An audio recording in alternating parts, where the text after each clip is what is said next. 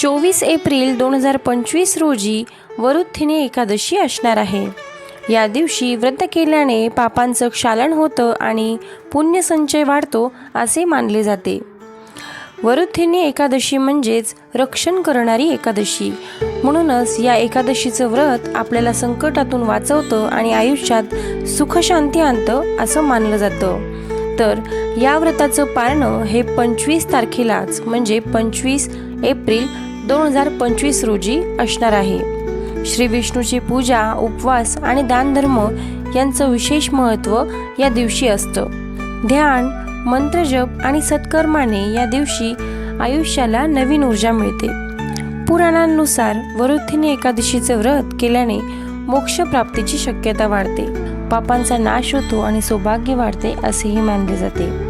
या दिवशी उपवास करणे, दान करणे, सत्संग करणे, भागवत वाचन करणे आणि भगवान विष्णूचे ध्यान करणे अत्यंत शुभ मानले जाते। माहिती आवडल्यास लाईक करा, शेअर करा आणि सबस्क्राईब करायला विसरू नका।